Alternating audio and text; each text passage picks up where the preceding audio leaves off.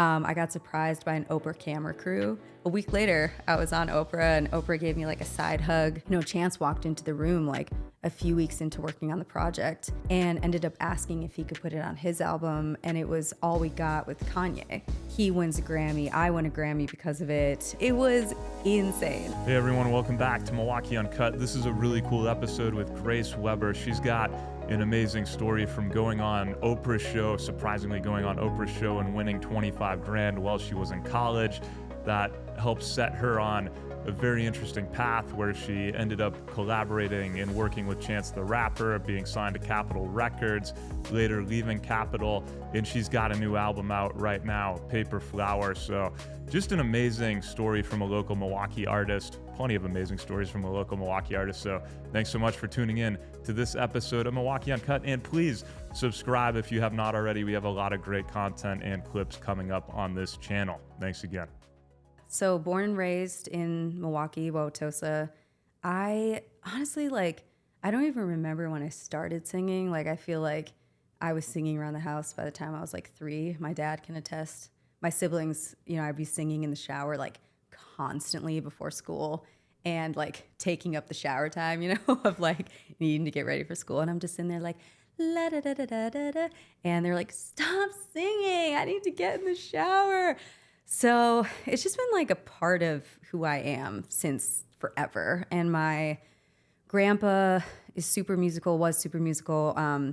He had 10 kids. My mom was one of 10. My dad is one of 9. So I have literally, I think I have 70 cousins with all of their married partners. Wow. So all my aunts and uncles learned instruments growing up. So Christmases and Thanksgiving was always singing around the piano.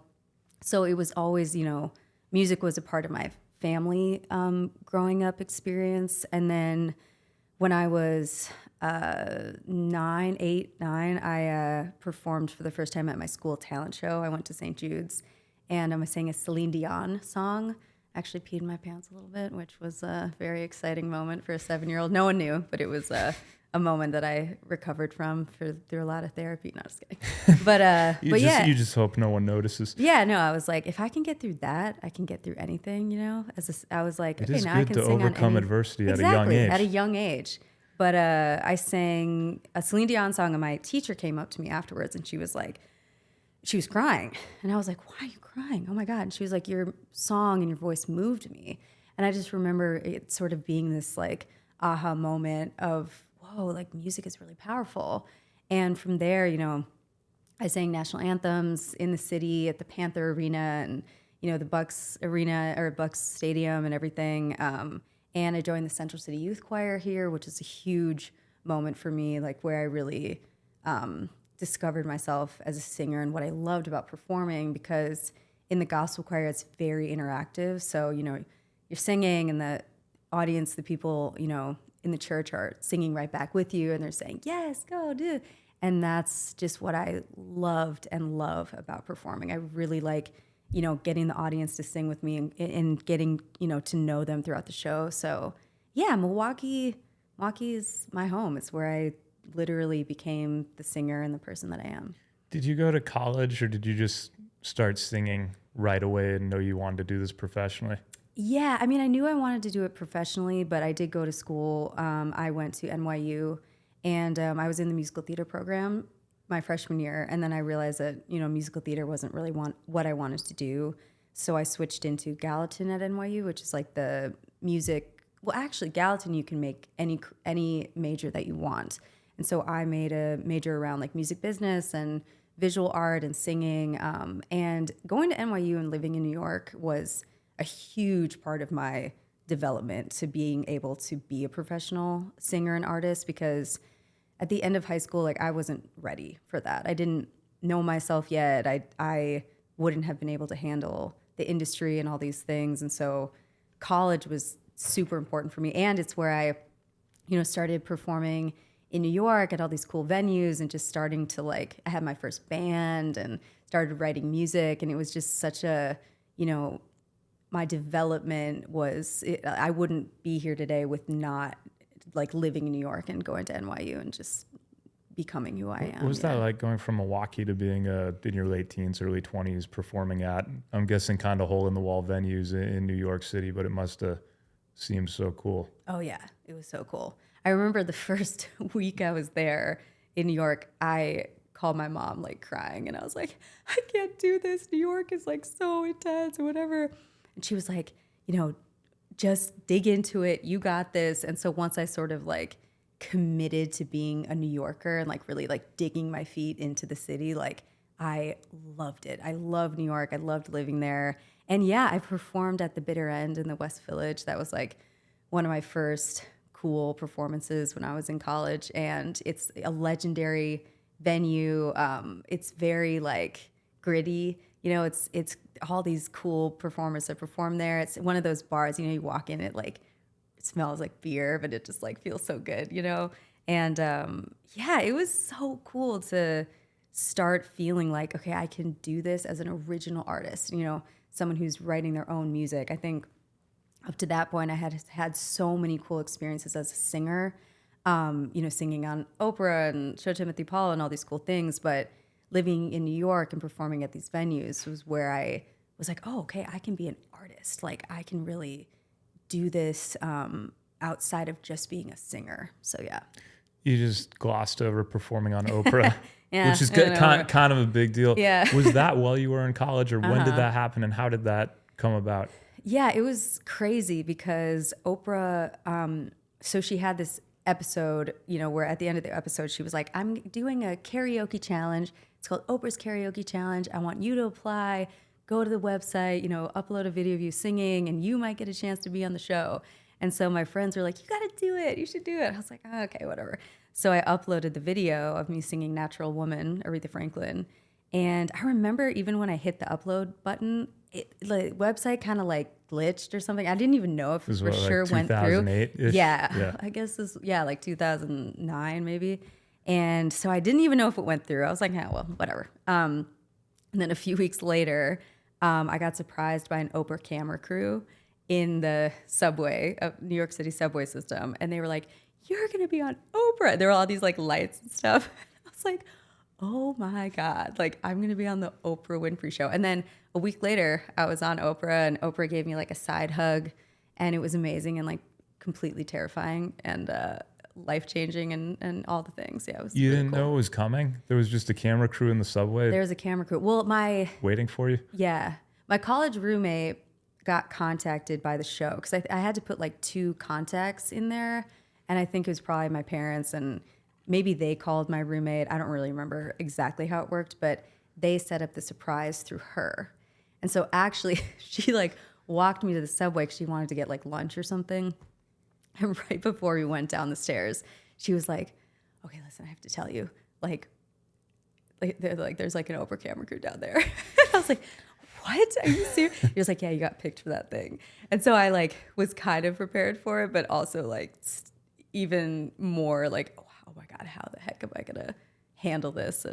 But yeah, it was incredible. It was funny, fun, random, amazing, all those things. How nerve-wracking was that going on there? It was terrifying. Like it was my first big performance like that, like on a TV show like that, like Oprah Winfrey.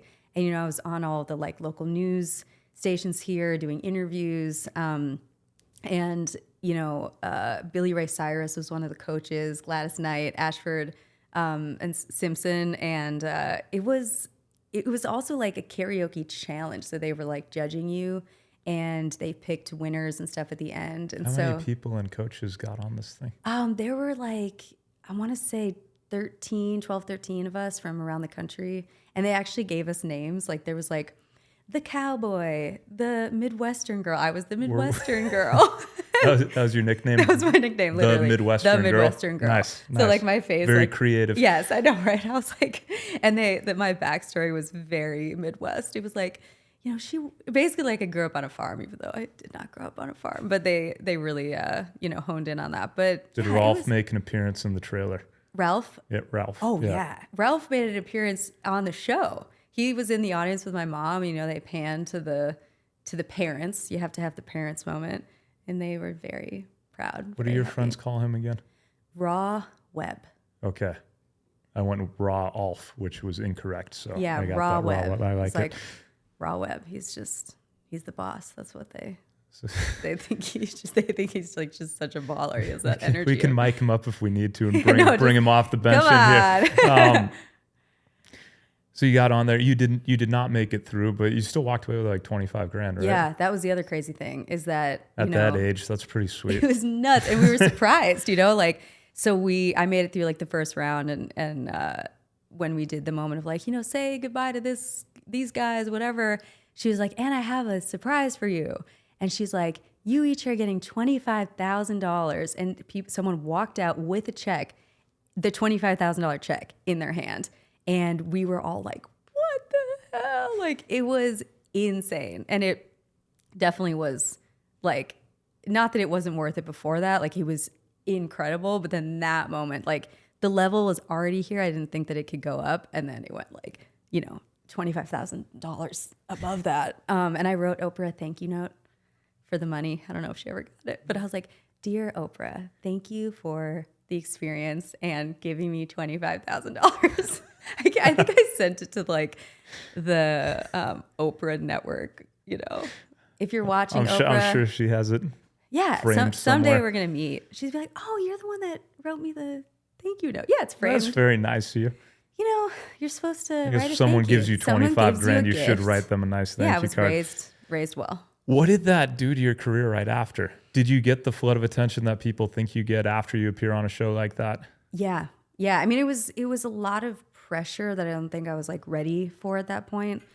Because where are you in school? Are you like a junior in I was at school a at that point? junior or a senior in college. So you're still going to classes? Yes, yeah. And like people in my class were like, you were on Oprah. Like my teachers were like, this is the girl that was on Oprah. And it kind of became like not like a shtick at all, but it was just like you're on Oprah. It's just such like a random, amazing thing. And so, yeah, I did like label meetings. I met with Universal, and I had like managers kind of coming out of the woodwork. And it was amazing because it gave me like this life lesson of like my first introduction to the industry. But it was also kind of this learning moment of like, okay, like this is intense. And like, how do you get yourself in the right headspace and like, art space and heart space and all these like, physical and mental spaces to be able to handle that. And it was so fun. And that kind of launched everything from there. That's how I, started a real career and got a team around me. And yeah, it was awesome. Yeah. And how did your career progress from there? From there, I mean, one of the big like turning points for me was when I met the Social Experiment, Chance's production crew. So it was Nate Fox, Nico Siegel, and Peter Cottontail. And they produced Acid Rap by Chance, which was like his first really big project that he put out. Maybe this was in 2015, I think he put that out. And I heard the project, and the first song on the project is called Good Ass Intro.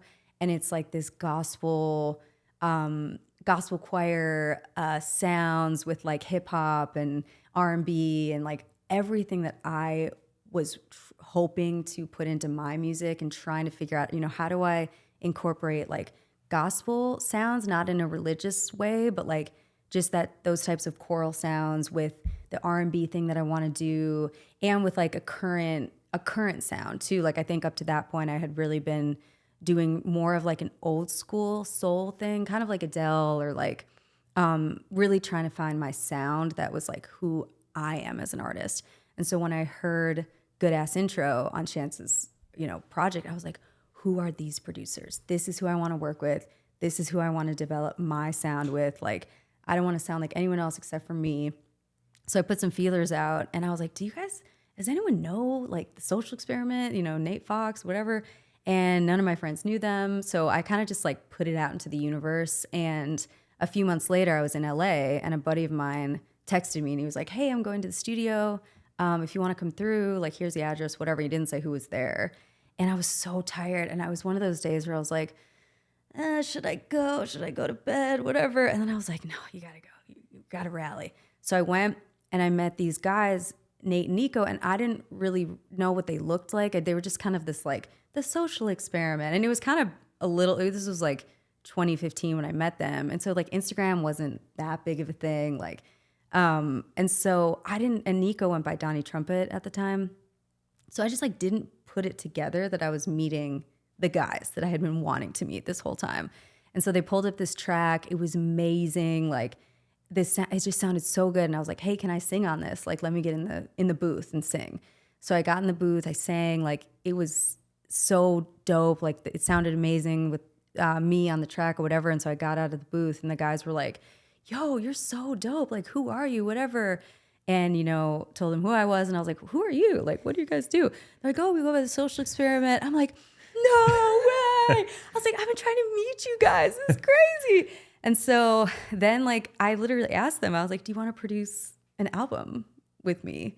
And they said yes. And so that was really a huge moment because not only did it, help me develop my own sound, but, Chance walked into the room like a few weeks into working on the project and he heard a song that we were working on for my album and ended up asking if he could put it on his album. And it was All We Got with Kanye West. And so all of a sudden, like I'm on Chance the Rapper's project, like he wins a Grammy, I win a Grammy because of it. And then, all this buzz was around me and all these, because the social experiment and Chance were so buzzy and whatever. And, I released a song from that project in 2017 that John Mayer tweeted and it kind of went viral. And then I got signed to Capitol and all these things. So it was like that moment, I think like Oprah, Show Timothy Paulo, like all these, going to NYU, like performing at the bitter end, all these things were preparing me like for that moment. And I think when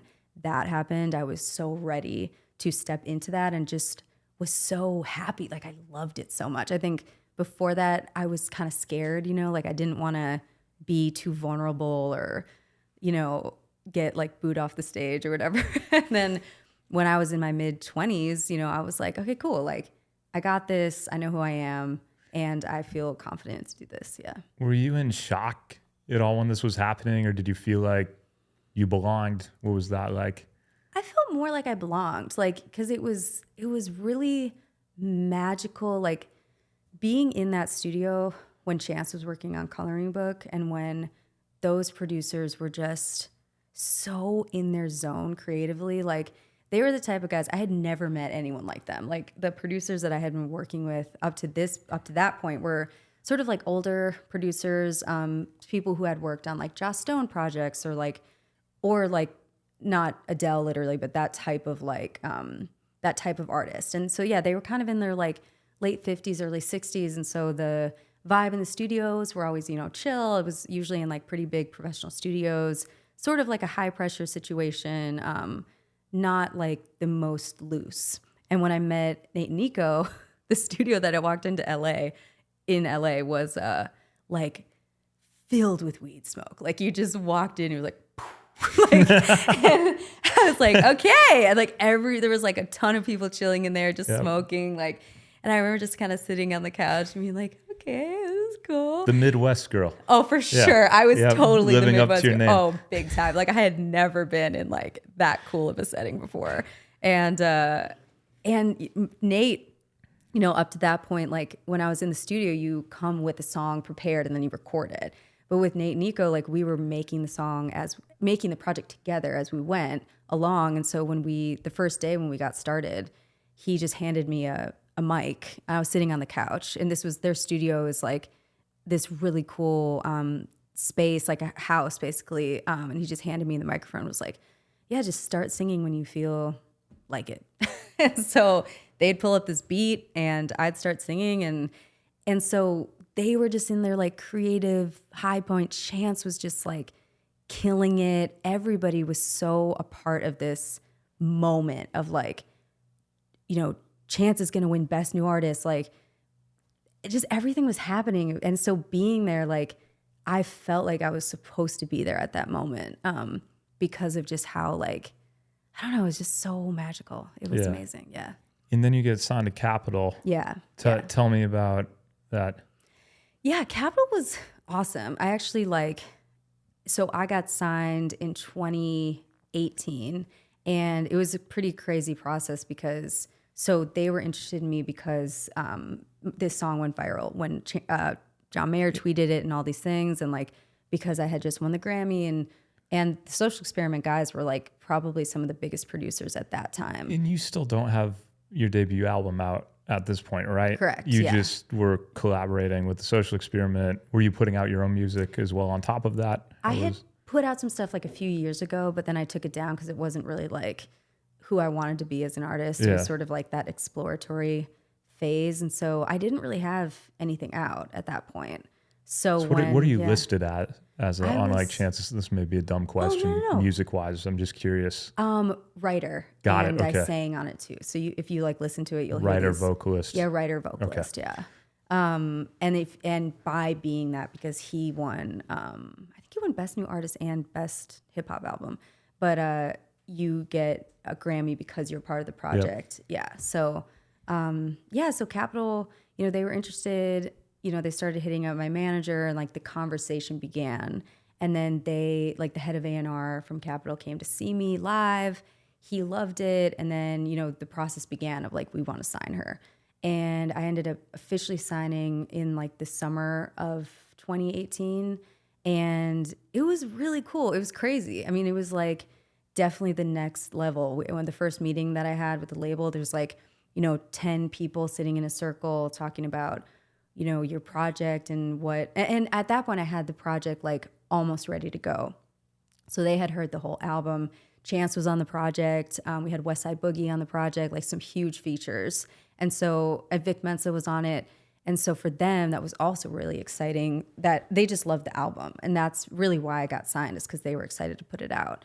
And yeah, it was crazy. You get a big advance, you get all these like fancy people around you. And I think it was a learning experience because it really showed me like, okay, this is how the major labels work. Mm-hmm. And I loved it actually. Like the harder times for me around that time was I was kind of like switching up my own team. And so going through that was kind of like the trial, I guess, in that time. And being on Capitol was really cool. And when they ended up dropping me, it was in 2019, and it was just because we put out one song with Vic. It didn't really do that well.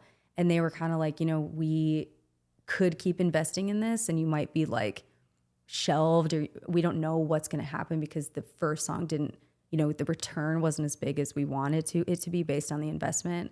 And they're like, so we think it'd be better for you to like go your own way, and we'll give you back your masters, which was also insane, like very unheard of that they gave me back my masters after paying for the mixing and mastering and like the advance and all these things. So that was so cool. Yeah, that's a classy move. Yes, it was amazing. So that's what the whole Taylor Swift feud is about, right? Yes, she didn't have that. 100%. If they hadn't given me back my masters, I wouldn't have been able to release the album. With Chance, like that whole first project would just be sitting in a box in Capitol. So for them to do that was huge. And I'm so grateful. And that's why I only have good things to say about Capitol. Really cool people who worked there, super supportive, and just like incredible that they believed in me enough to give me back my masters. I think was pretty cool. The album is out. Listen to it. I love it. I love it. It's all love songs. I haven't really written a lot of love songs up to this point, and I wanted to make a project that was all love songs, different points of view on love. There's a self-love song about my husband, who's also from Wisconsin, Madison. We met at summer camp when we were 13, Camp Minneconne, shout out. And yeah, I love it. I'm so happy. It's doing really well. We have amazing people on the project, work with amazing people. Yeah, I love it.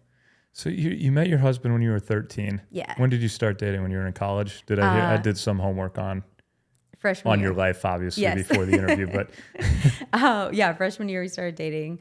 We went to prom together, though, senior year of high school. Nice. But when he walked in the room, like at summer camp, I remember it was like slow motion, like seeing him walk into the dining hall and just being like, who is that boy? Like just instantly in love. But yeah, so I had a crush on him forever. And then in senior year of high school, I was like, I've always had a crush on you. And he was like, I've always had a crush on you. And then the rest is history, Nice. How hard is it maintaining a relationship in your 20s in the industry you're in? Yeah, Honestly, it is hard unless you date someone like my husband, who is so trusting, chill, like so supportive of my dreams. Like he just never, ever, ever wanted to hold me back from anything. You know, whether I was I would stay in LA when I was working on the project for like a couple months, and he never made me feel bad. Like he was just always so trusting, supportive, and loving. And, you know, I was like that to him as well. And so because we just had this friendship and partnership, you know, we were able to do that. But it is hard because you're around, you know, so many people all the time. The studio can be sort of like wild, you know, lots of like in your 20s, like lots of, I didn't smoke, but I would always get contact high because they all smoked so much. They smoked a lot. But yeah, so yeah, for me, it worked because the person that I'm with Does he have a traditional job? Yeah, he's a creative director. Okay. Yeah, so cool. he is works with, you know, Google and other companies working on their like video work and stuff like that. Yeah. Yeah. That's great. He was so supportive and understands like that lifestyle, especially someone outside or who does not have that. Yeah.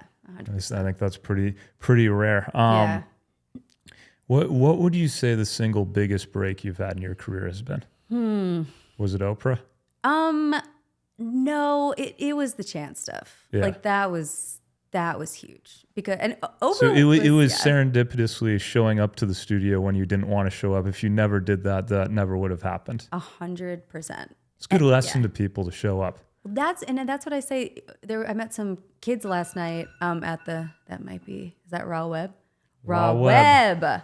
Raw Web, right in the middle of a good story. Right in the middle of, I was just about to pour my heart out. When you're a boss, you can do that. When you're a boss, the rules don't apply to you. The rules don't apply. Okay, so you were with some kids last night. A girl came up to me, she's like, I want to be a singer. How do you get started? Like, what do you do? Da, da, da.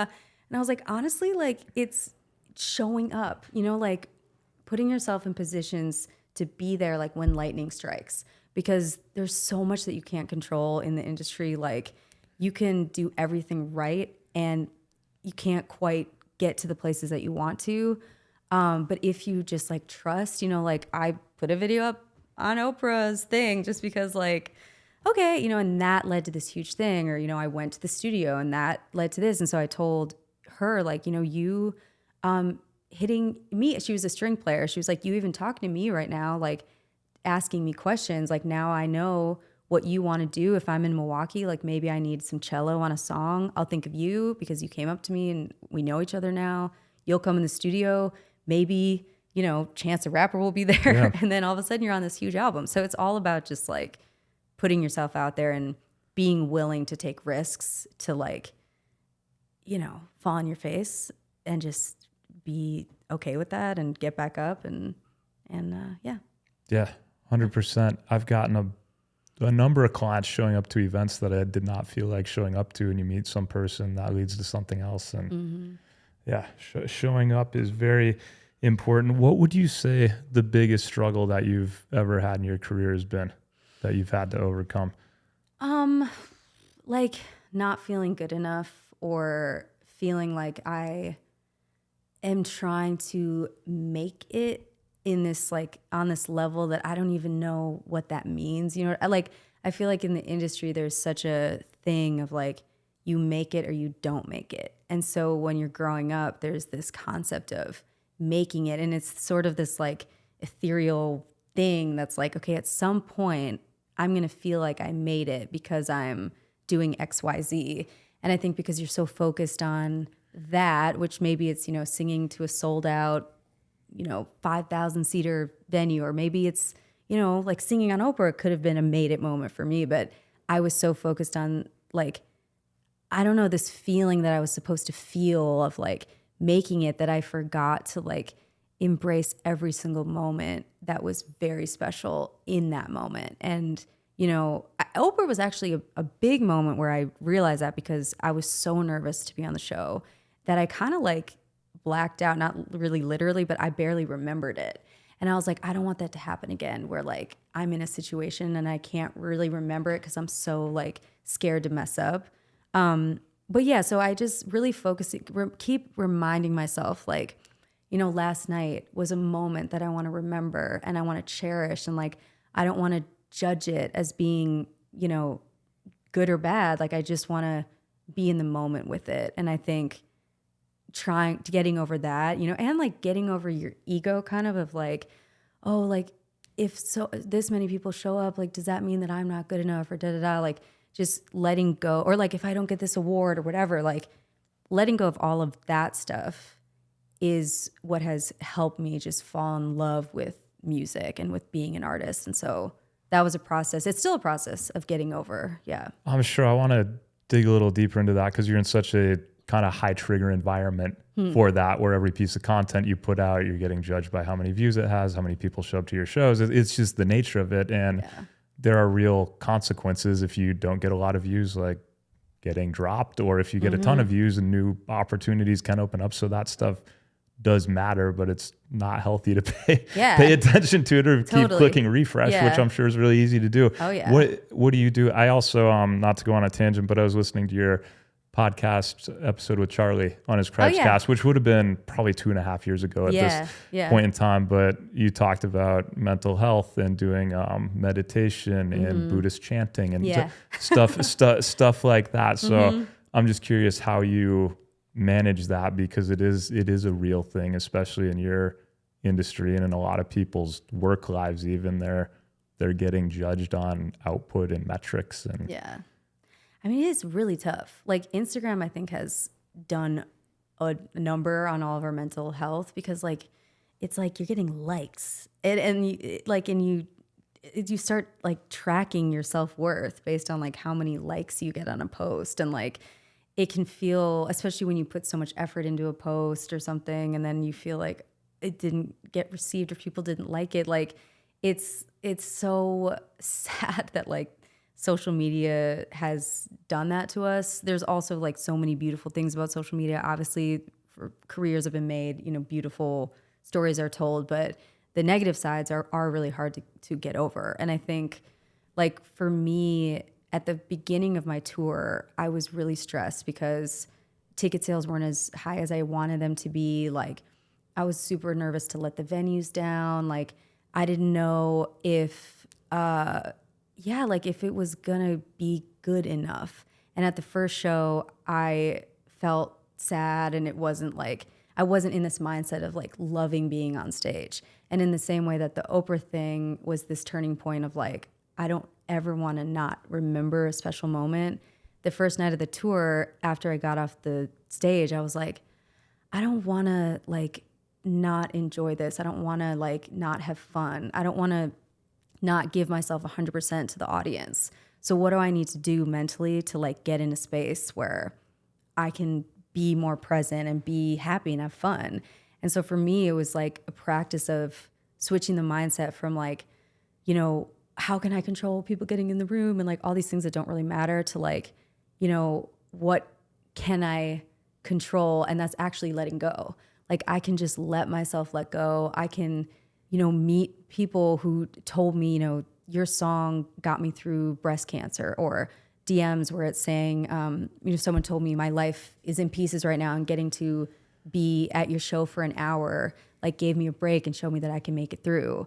And so focusing on that was like so freeing, and it makes you realize like every single person that you can touch, and who can touch you, that's what matters, not like how many likes you get. And that is a practice. Like Buddhism has helped me with that for sure. Like to desire nothing is the art of life or something. But yeah, it's a process. It's focusing on just like what you love, instead of everything else, and practicing that, I think, is the biggest thing. Yeah. Also, I always tell people this for performers, like there's this thing that you can do where you like check after the show to see if it was good enough. Like, oh, what did you think? Like, was it good? Did I do that one part? Did you notice when I messed that up? Da, da, da.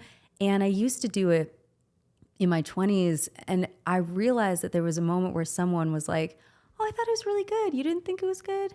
And then I kind of was like, oh, I took away your experience from the show. Kind of like you thought you had an amazing experience with it. And now I'm coming and sort of telling you all the things that I'm overthinking and I'm kind of taking away from your experience at the show.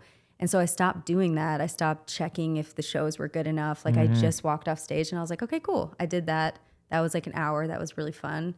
And now I move on to the next thing. And because of that, I started enjoying the show so much more because I knew I wasn't going to overthink it afterwards. Yeah. And I could take in people's reactions better. Like I would, meet people after the show and they'd be like, you were amazing. I loved it. And I'd be like, thank you. Yeah. Instead of, are you sure? It's just a different way of experiencing the before and after shows. And that has been, if you're a performer and you are looking for a breakthrough, that has changed my life, to just say thank you, to just wake up in the morning. That's a lot of why you got into it in the first place, too. And it's tough when you're doing it for a living and numbers matter and how many people show up matters, but it can take away from it. We have a performance consultant coming on in a couple weeks. His name's Raymond Pryor. He works with a lot of top musicians and athletes, and his whole thing too is like acceptance and letting go. If you can accept any outcome, then you're going to go out there and perform a lot better, whether it's sports or you're going on stage. And I found that valuable opposed to just worrying about the outcome while you're doing it. 100%. Well, and last night, like the mic didn't work when I walked on stage. I was going to ask you about that. You handled it so well. Because it's like, I just like, you walked out there in front of your hometown audience and you just start singing and nothing comes out. I'm sitting in the upper deck right behind Raw Web, and I was like, oh no. And you had a smile on your face. You like made light of the situation, and it came on 15 seconds later and you killed it. Because it's funny and it's fun. Like the lighthearted energy of it too. Like, it's like, this is supposed to be fun. It's not like, so that was fun. What was going through your head when that happened in those like 5 or 10 seconds? I thought it was funny. I was like, because I was like, what's up, Milwaukee? And like nothing came out. And at first I was like, is that just my like in-ears or the monitor? Is there no sound there? But then I could tell that it wasn't coming out in the theater. But then I was like, I know that the sound guys are freaking out right now because they're like, oh my God, oh my God, oh my God. So then I had like empathy for them because I could only imagine how stressed they were. But I was like, okay, it's going to come back on in a second. Like, just roll with it. And then I was like, I get so lonely. And it still wasn't on. And I was like, all right, like, what are we doing here? Like, and then I just was like, okay, let's just take a pause. And just said, okay, we're going to start that over. And I was looking over at the sound guy, like watching him freak out with like wires and stuff. And I could tell that he like just had figured it out. And then it came back on. And it was, again, like moments like that are kind of funny, especially because I've never experienced that before. And so now I had the moment where a mic wasn't on and I realized that it wasn't that bad. Yeah. Yeah, you handled that very well. Thank you. Very well. Thank you. Before we get to the standard five quick questions sponsored by Central Standard, to end the show, I do want to dive a little bit deeper. What are you doing right now for your mental health and physical health? You look like you're in great shape as well. I think both of those things are really important in business life. 100%. Performing. Working out a ton has changed. What do you do? I am a Peloton fan. Tunde is my girl. I love her so much. She's my coach that I pick. Do you do the spinning and the floor workouts? And I do like the spinning and the arms, and then I do abs with Mad Fit on YouTube. She's also my other girl that I love. And I got a gym membership because I live in downtown LA, which is kind of like intense-ish. If you've ever been down there, it's a little gnarly, but I also love it because you can like walk everywhere. It kind of reminds me of New York a little bit. But my husband and I got a gym membership, and that like changed our life because we had a place to retreat to. There's like a sauna and a steam room, and the more I worked out, the more that I felt like mentally calm. Because the one thing about control, like I've learned to let go. That's where I feel the best mentally. But working out, like you actually do have control over that. Like if you want to feel that in somewhere in your life, like you can get on the bike, you can lift weights, like, and you can go into a space for that hour or 2 hours or whatever and be focusing just on like the physical process of lifting 10-pound weights. And so that and Buddhist meditation. You still chanting? I don't chant anymore. I did Buddhist chanting because there was a time like in 2019 where I just had gone through some crazy stuff. that we'll talk about after the podcast.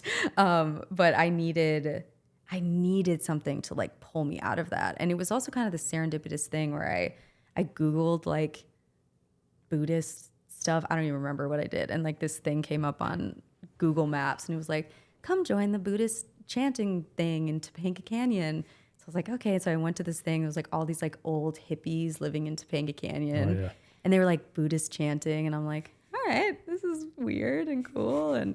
But that was like a moment in my life that was great. And now I just kind of I go to therapy. That's very important for me. I have a great therapist. Nice. Yeah. That's something that like when I start going into a place of like overthinking or worrying about all these things, like I'm kind of like, okay, I need to check in with my therapist. And then she does a little tune up and we're back. Yeah. No shame in that. I was in therapy for a while. I had a really bad panic attack on an airplane like 6-7 years ago. And another one like 3 weeks ago for the first time in a while. I get bad when planes are stalled. But anyway, I had experienced a lot of anxiety issues I never had after that for the first time, and was in therapy for a while, and she had me doing exposure therapy. And that's when I first got into breath work because I thought it was very weird and far out there before. It's made a huge difference. Yeah. There's a bunch of other healthy habits. So panic attacks I've had panic attacks, a lot of them over my life, and it's not fun. It's not fun. It's very stressful. And it's scary. It's like a very scary feeling. And so getting to like work on that with a therapist is like life-changing, to be able to know how to handle those moments for sure. Absolutely. All right. On a more lighthearted note, we'll move into the Standard 5, sponsored by Central Standard Distillery. This isn't the quickest question, but I'm curious. What is your pre and post show routine? What does a day look like? You didn't go on stage till probably 8:30, 9 last night. There's a lot of time between when you wake up and in that moment. I wake up usually around like 9 or 10 if I can. And then I get in the shower. I do vocal warm-ups. You like lip trill. In the shower? In the shower, because it's like got a nice like echoey sound. Well, yeah, it's in a shower. You know what it sounds like in a shower. And so, yeah, I do like my warm-ups. They're like lip trills or that type of stuff. And you start getting your vocal cords all warmed up. It's like stretching your muscles. And then I usually have some tea. I try to just be in a good mindset. I think about how fun it's going to be. I think about the lighthearted aspects of it. And then get to the show. We do sound check. I get dressed. I don't like put my outfit on until like an hour before the show. What time do you get there? I got there at 2. So we do load in at 2. You load in all the gear, and you start checking around like 3:30 to 4:30. You get food around like 5:30, and then before you know it, I have like a little vocal steamer that I like. It like steams your voice, throat. It's like it's just from CVS. It's like one of those like, oh, that's cool. If you have like a cold, you'd use it, but I use it to like kind of again loosen up my vocal cords and stretch, get ready, get pumped, and also just like I'm just also in the green room, just like looking at my phone, chilling, like. Like there's a lot of just not glamorous moments. You're just laying on the couch and getting ready to go on stage. And but that's kind of the general process. Yeah. The warm-ups, that's the biggest thing for me. And then once I get to the green room, then I do more warm-ups. I start like singing louder, like especially when you're touring for long periods of time, like you have to treat your voice like a muscle. Like you need to prepare it to go through, a show so that then you can sing the next day too. Yeah. I've been curious, what percentage of artists drink or smoke before going on? A lot. Probably not smoke, like singers probably don't smoke that much. I used to drink before every show. Like I used to have beer because I was too afraid I didn't want to be drunk on stage, but I kind of wanted to take the edge off. So, interesting.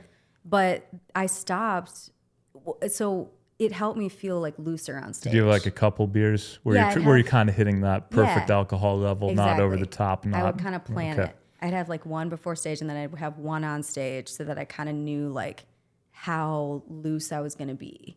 But then I stopped doing that because I realized again, like, I want to see what it's like to be totally in the moment, you know, and not have to need something to loosen up. And at first it was like terrifying. I was very aware of like every mistake that I was making. I actually this was like a year ago. I started doing the like checking thing again where I was like, was that good? Da, da, da, da, because I was so present. Like when I would drink afterwards, I'd be kind of like You're freewheeling it a and little I'm bit. like, Yeah. that was fun, whatever. And so it was a good practice of like, okay, let me get over needing to need something to feel free. Like, because now I feel like I don't need anything to get like in the zone and feel really relaxed on stage. And that is such a freeing feeling of like, and now like even socially, like I don't feel like I need to drink so much. And that also makes me feel more confident. And yeah, so not to say that I don't think alcohol is awesome. To the sponsor, but yeah, no. Central Standard. I am having some of their gin right now. I'm like, I was slightly hungover today because of you. I went to your show last night. I usually don't go out during the week, so I'm having a drink. Yeah. To be lively on the show to try and hit that level, but yeah, we have a bottle of tequila in the green room. The band usually takes a shot before. Like it's definitely a thing. Yeah. What is the single coolest moment of your career? Single coolest moment. Oh my God, singing the national anthem at the Packers game, a playoffs game in Which January. One? It was 2020. When was that? 2021? A year ago. That was only a year ago. Gosh. Raw Web knows exactly when it was. Well, so he came. It was so cool because, first of all, it was the game they lost. Yeah, it was. Yeah, that was a bad game. Yeah, it was. Lil Wayne was there. I got to meet him. He was in the box, like right next to us. It was so cool. Oh, that's so cool.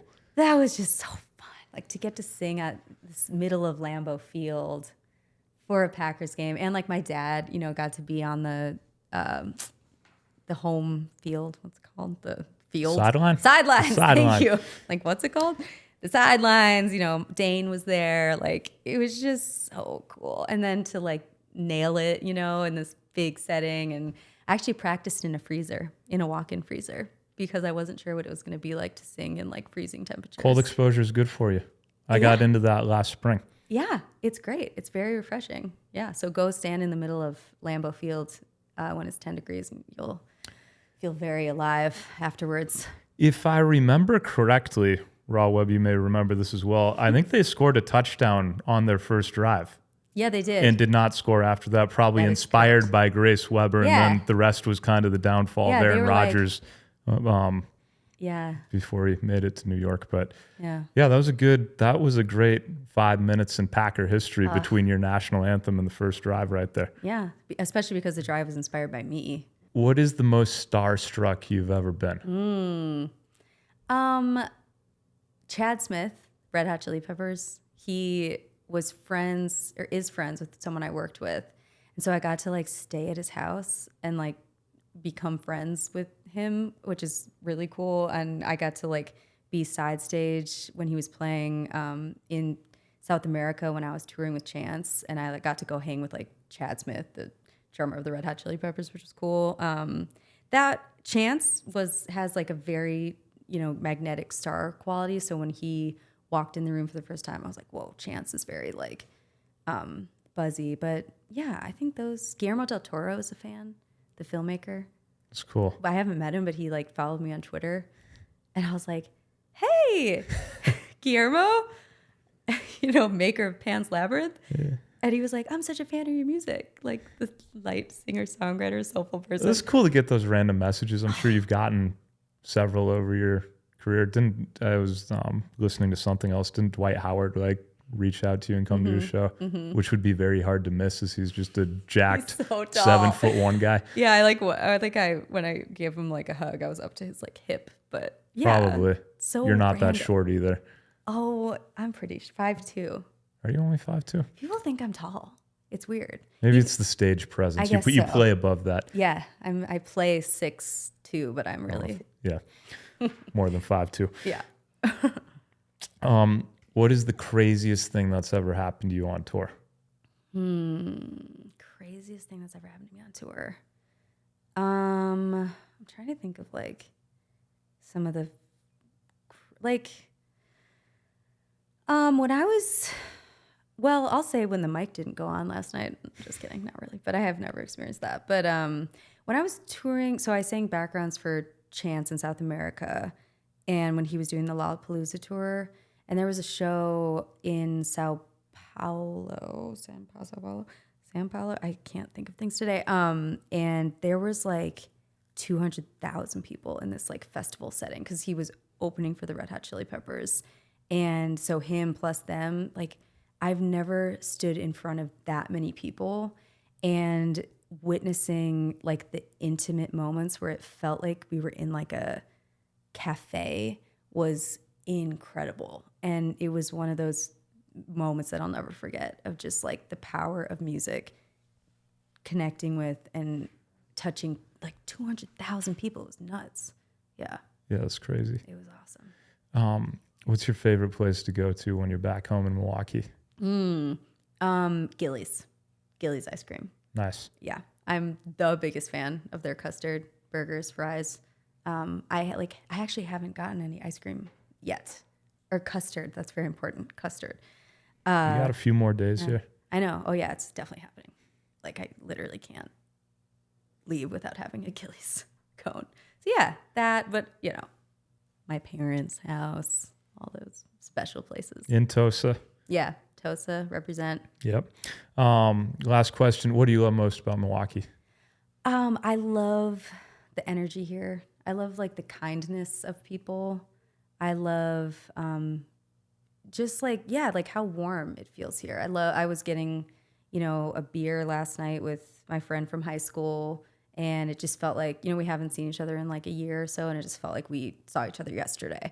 And I feel like that's what's so cool about Milwaukee is that you can really form these like lifelong friendships. There's so many things here that you can connect over, like the Packers or, you know, cheese, like these things that don't seem that like monumental, but then they are because they're so like bonding in a weird way that makes you feel like very close to people. There's like a pride, like a Milwaukee, Wisconsin pride that I think is really cool. For sure. Yeah. Thanks so much for coming on today. It was great meeting you. Thanks for having me on. This was awesome.